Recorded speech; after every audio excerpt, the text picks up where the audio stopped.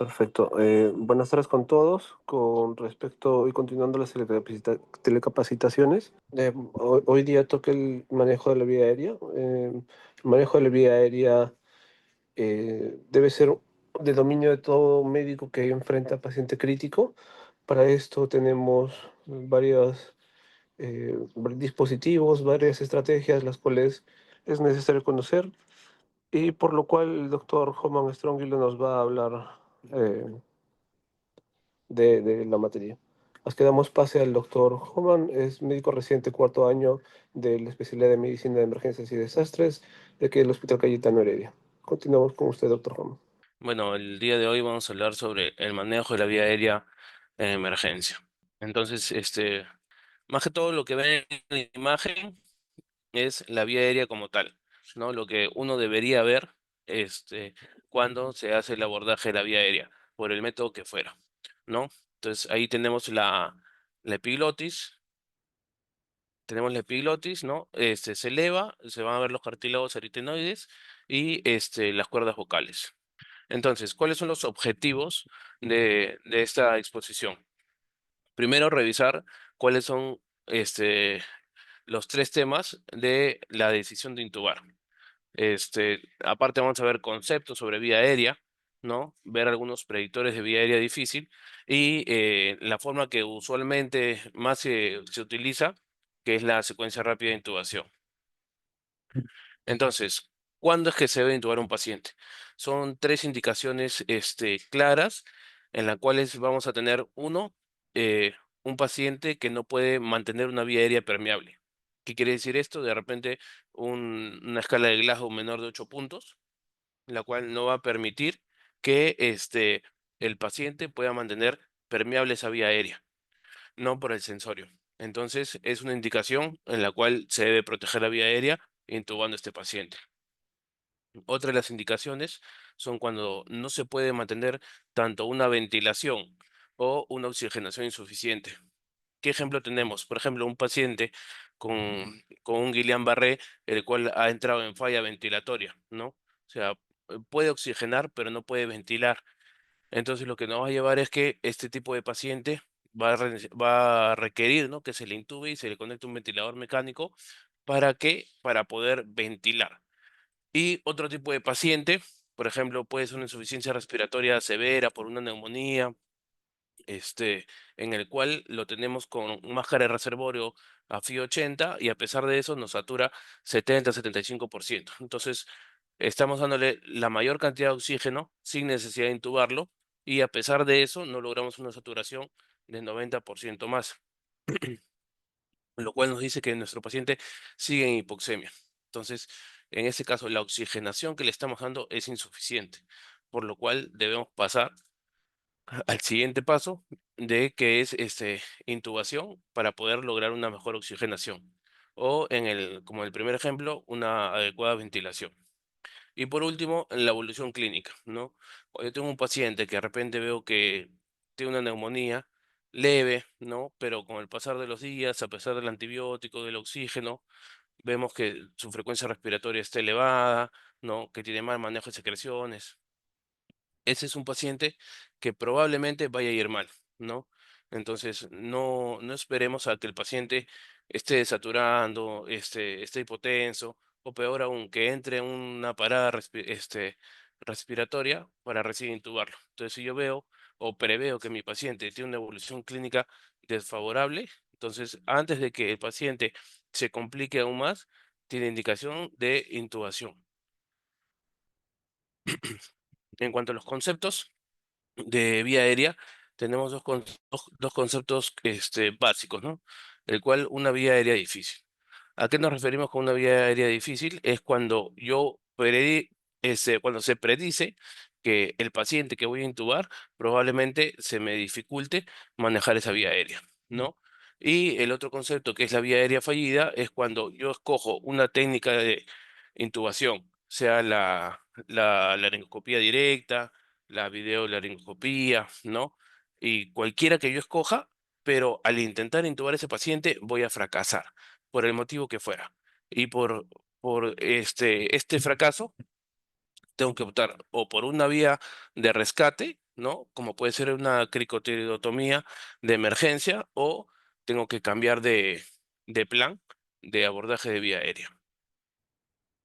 Entonces, en cuanto a los predictores de vía aérea difícil, ¿no? El más conocido es la escala de Malampati, que como bien sabemos es una escala que nos predice una vía aérea difícil, pero es una escala que normalmente en emergencia no la utilizamos. ¿Por qué? Porque es una escala preanestésica, en la cual el paciente tiene que colaborar, tiene que abrir la boca, ¿no? Y con eso nosotros ver qué escala de Malampati es y con eso ver si va a ser una vía aérea difícil cuando se tenga que abordar o una vía aérea fácil. ¿Cuál es el problema? Que la escala de Malampati tiene una sensibilidad de más o menos 55%. Esa sensibilidad del 55% es como tirar una moneda al aire. Entonces, yo te puedo tener un paciente con un Malampati 1 2 que nos habla de una vía aérea fácil de abordar, ¿no? Y cuando se hace el abordaje, se puede convertir en una vía aérea difícil y viceversa, ¿no? Entonces, ese es el problema. Además que el paciente que nos llega, por lo menos a la unidad de shock trauma, es un paciente que puede estar desaturando, puede estar encefalopático, entonces no nos va a colaborar.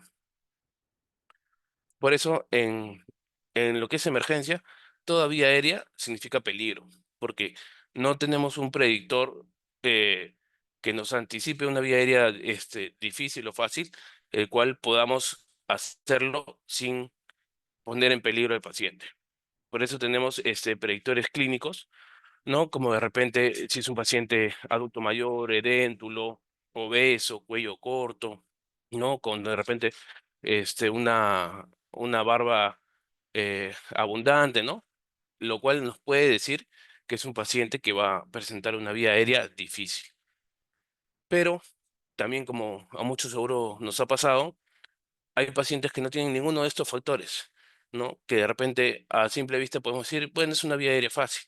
Y a la hora de la hora se nos complica.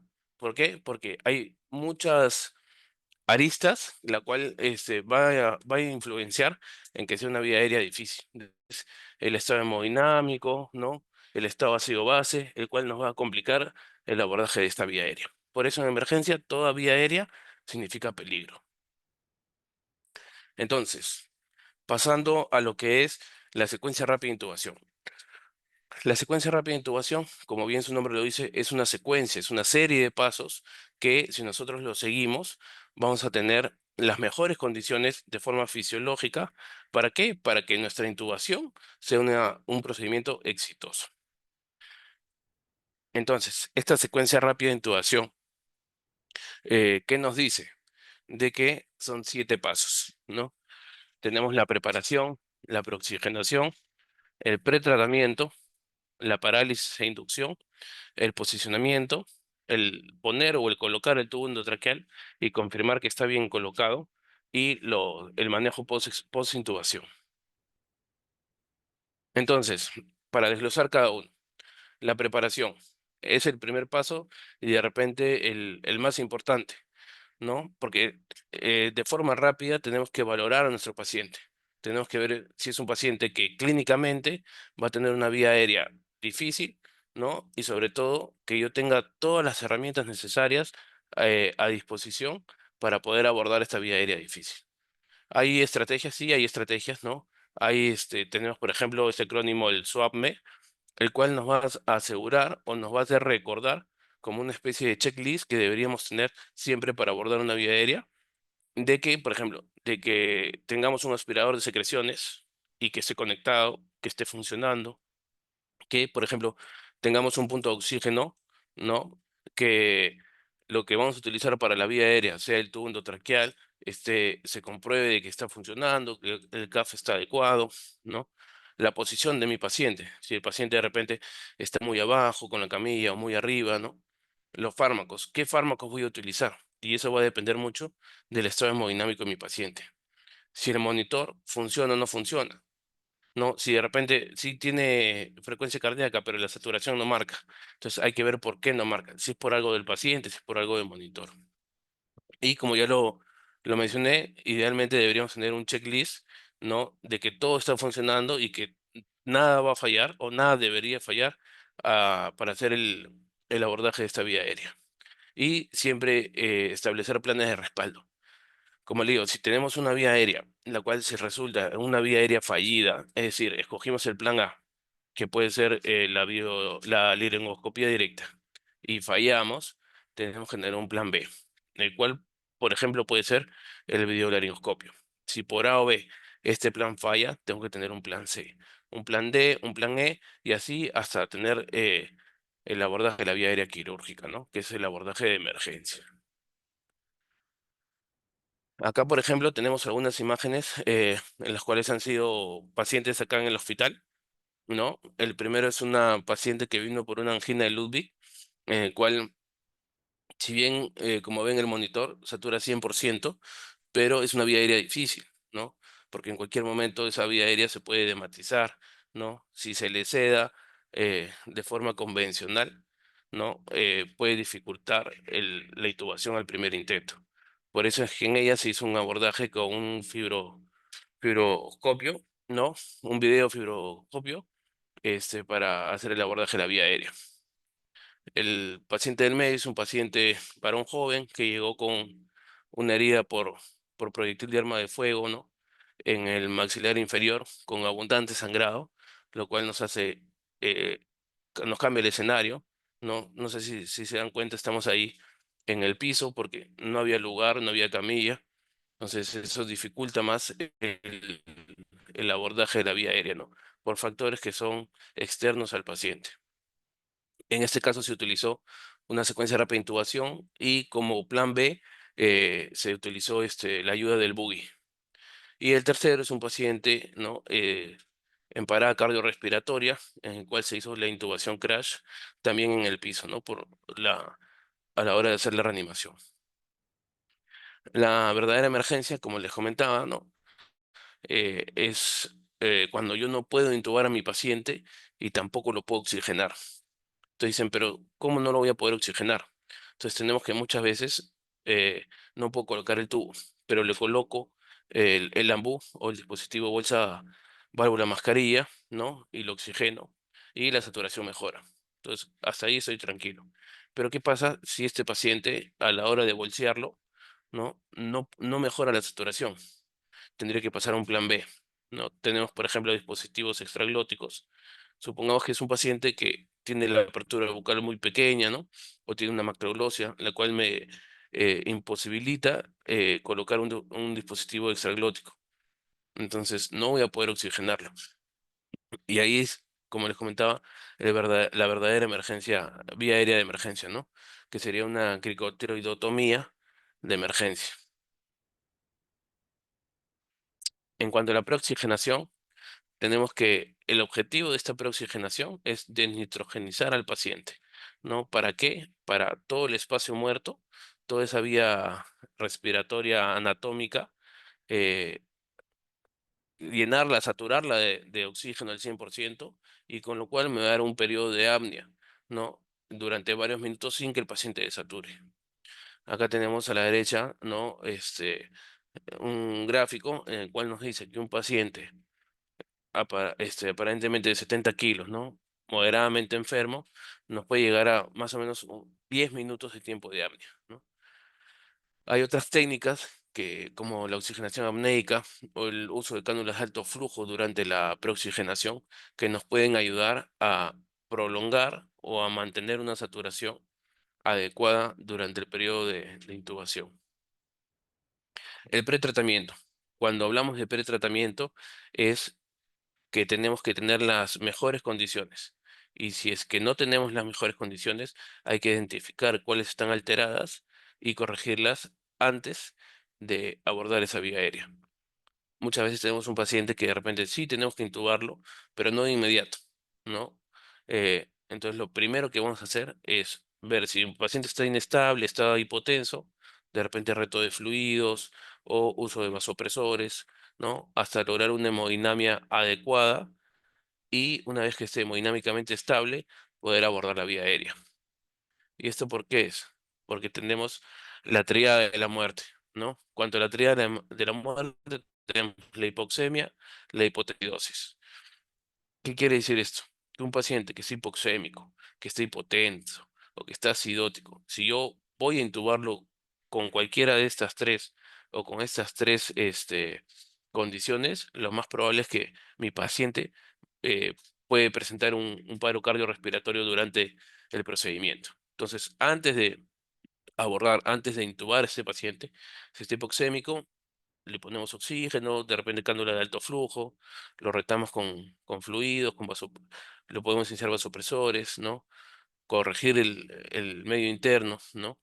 Y una vez que esté hemodinámicamente estable, con buena saturación, sin acidosis, ¿no? Poder abordar la vía aérea. En cuanto a la parálisis y la inducción, esta fase nos habla de fármacos que van a inducir de forma rápida, que se van a administrar a dosis adecuadas, ¿no? Por kilo de peso. ¿Para qué? Para que el paciente tenga una pérdida del estado de conciencia de forma rápida. Los fármacos y las dosis pueden variar. Más que todo, vamos a escoger qué fármaco le vamos a dar a cada paciente de acuerdo a la hemodinamia y de acuerdo al tipo de abordaje que se le dé. Y después de varios segundos el paciente va a perder la conciencia, va a disminuir su estímulo respiratorio, se va a tornar flácido o entrar en apnea, ¿no? Que como ya hemos visto, si es un paciente de 70 kilos, si ha estado bien preoxigenado, podemos tener hasta 10 minutos de periodo de apnea. En el pretratamiento, por lo menos lo que utilizamos más que todo acá en Cayetano, tenemos el fentanilo. No, el fentanilo es un opioide en el cual viene una presentación de 0,5 miligramos en 10 mililitros. Pero lo que hay que tener cuidado acá es que en cuanto a la dosis no es en miligramos, sino en microgramos por kilo de peso. Entonces hay que hacer una conversión rápida o lo que podemos hacer es multiplicar el peso del paciente por los microgramos que queramos calcularle. Por ejemplo, si es un paciente de 70 kilos, ¿no? Vamos a multiplicar. Vamos a tener que, por ejemplo, que 0,5 en 10 mililitros es lo mismo que 0,05 miligramos en un mililitro, ¿ya? Entonces, lo que vamos a hacer es multiplicar el peso por los microgramos, tanto sea uno, 2 o 3, lo que deseemos aplicarle al paciente y eso lo vamos a dividir entre 50. Entonces, nos va a tener que más o menos, este, vamos a tener entre 7 mililitros, 14 mililitros, o perdón, 1,4 mililitros, ¿no? Que va a ser el equivalente a 0,07 miligramos. Y así dependiendo del peso del paciente. Que hay que tener cuidado con el fentanilo. Bueno, es un fármaco en el cual se tiene que administrar de forma lenta porque nos puede generar un tórax leñoso. ¿Qué quiere decir esto? Que el tórax se va a poner decirlo de una forma fácil, duro, ¿no? Y va a ser difícil poder ventilarlo, lo cual nos puede complicar nuestro procedimiento de intubación endotraqueal. Acá hay otros fármacos hipnóticos. Tenemos etomidato, ketamina, propofol, midazolam, ¿no? Que, como verán, cada uno tiene su indicación y siempre es dependiendo del estado hemodinámico. Algunos pueden generar mayor hipotensión que otros, ¿no? Y en cuanto, por ejemplo, tenemos el midazolam. El midazolam, bueno, tenemos dos presentaciones de 5 miligramos por mililitro o de 50 miligramos en 10 mililitros. Lo que tenemos que ver es cuánto de concentración tenemos en un mililitro. En la presentación de 5 miligramos por mililitro, por 5 mililitros, perdón, tenemos 1 miligramo por mililitro. Y la dosis viene a ser, ahora sí, en miligramos, y sería de 0,1 miligramos por kilo hasta 0,3. Ejemplo, tenemos un paciente de 80 kilos, ¿no? Vamos a darle 8 mililitros u 8 miligramos, ¿no? Y la dosis máxima en este paciente sería 24 miligramos, ya que 1 miligramo es igual a 1 mililitro en este paciente. En cuanto a la parálisis y el uso de relajantes musculares, tenemos succinilcolina, tenemos becuronio, rocuronio. Lo que más se utiliza acá tenemos becuronio y la dosis es también por kilo de peso y es un 0,1 miligramos por kilo de peso. Ese es un estudio que hicieron unos urgenciólogos mexicanos, en el cual ellos enfocan en cuatro ejemplos, ¿no? Cuatro tipos de pacientes. El paciente hemodinámicamente inestable, ¿no? que como ya hemos mencionado, no debería intubarse estando inestable, sino optimizar su hemodinamia, ¿no? Y por eso, por ejemplo, en cuanto a la inducción, van a utilizar etomidato o ketamina, que son medicamentos que no van a generar hipotensión, ¿no? En el paciente neurocrítico, ¿no? Van a utilizar más propofol. Antes se mencionaba que la ketamina estaba contraindicado porque incrementaba la presión intracerebral, lo cual hoy por hoy ya se ha demostrado que no es cierto, ¿no? Y más o menos así, ¿no? Siempre el medicamento en la dosis adecuada por kilo de peso y acorde a la hemodinamia de mi paciente. En cuanto al posicionamiento, esa es una imagen que en realidad está equivocada, pero le he puesto porque lo que necesitamos es, uno, con el tiempo las cosas van cambiando. Antes se decía que tenía que ser el paciente en flat, ¿no? Echado, 180 grados, que ese era ideal para los ejes se alinearan, ¿no? Ahora se ha demostrado que no, que en realidad para que se alineen los ejes hay una pequeña elevación de más o menos unos 30 grados y que en los pacientes de repente un poco obesos, ¿no? El abordaje o lo que nos podría ayudar, si bien sí es colocar de repente almohadillas, sábanas o toallas, pero no en la región occipital, sino se va a colocar a nivel de los omóplatos, lo cual nos va a elevar el tórax y nos va a permitir tener una mejor visualización de la vía aérea. En cuanto a colocar el tubo orotraqueal, hay distintas formas como poner el tubo, ¿no? El tubo, lo que tiene es una guía la cual le va a dar la forma. Eso es indistinto, muchas veces depende de la experiencia o de eh, qué qué tanta experiencia o cómo ha intubado más el respondedor o el médico, ¿no? Y también depende de qué tipo de vía aérea tiene, ¿no? Si de repente es una vía aérea un poco más anterior, se va a preferir una mejor angulación de la punta, ¿no? En cuanto a la confirmación, sabemos que el gol estándar es la capnografía, pero en cuanto a la parte clínica, tenemos escalas, ¿no? Tenemos la escala de Cormack-Lehane, en el cual esta es una variable que nos pone 3 grados y el grado 2 lo divide en 2A, 2B. La que la mayoría conocemos es la de Cormack, pero con 4 grados, ¿no? Y el grado 1 es donde vemos como el primer video que les presenté, ¿no? Toda las cuerdas vocales, los cartílagos aritenoides. En el grado 2 se llega a ver parte de las cuerdas vocales. En el grado 3 solo se ve la epiglotis, ¿no? Y en el grado 4 prácticamente no se ve nada. Hay maniobras en las cuales podemos realizar y que nos va a ayudar a poder confirmar o a poder visualizar de una mejor forma la vía aérea. Muchas veces la vía aérea no está centralizada. Entonces tenemos la laringoscopía bimanual.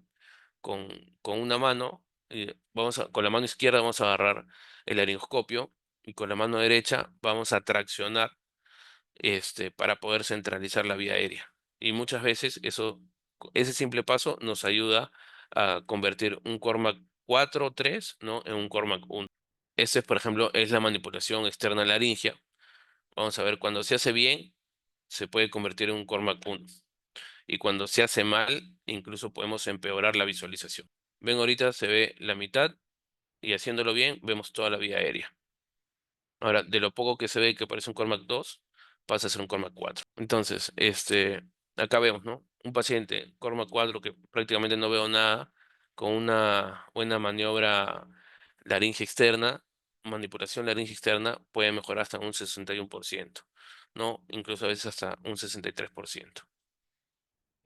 En cuanto al manejo post intubación, tenemos que colocar el tubo endotraqueal. El tubo endotraqueal tiene una línea negra, la cual tenemos que ver qué pasa por las cuerdas vocales. Y una vez que está ahí, inflar el CAF, ¿no? Y fijarlo. Como reparo anatómico, tenemos la comisura labial. Como ya les comenté, el gol estándar es la capnografía. Igual se solicita una radiografía de tórax después para ver en la radiografía dónde queda la punta del tubo endotraqueal y si está en buena posición. Y ya para terminar, tenemos como conclusiones, ¿no? Antes de intubar a un paciente, hay que ver por qué estoy intubando a ese paciente, ¿no? Requiere una protección de la vía aérea porque por sí solo no puede mantener esa vía aérea permeable, no puede lograr una oxigenación adecuada o una ventilación insuficiente, o yo preveo que mi paciente se va a deteriorar, ¿no? Siempre hay que evitar la triada de la muerte antes de la intubación y hay diversos escenarios para abordar la vía aérea. Como ya hemos visto, ¿no? Les presenté la intubación crash con buggy, el fibrobroncoscopio, ¿no? Tenemos que, antes de intubar al paciente, tenemos que definir cuál es el más apropiado para cada paciente. Y la secuencia rápida de intubación eh, es una serie de pasos que nos ayuda a lograr el objetivo, ¿no? Que es una intubación exitosa, pero no es la única forma. Por si tienen preguntas, pueden ponerlas en el chat o enviarlas por correo.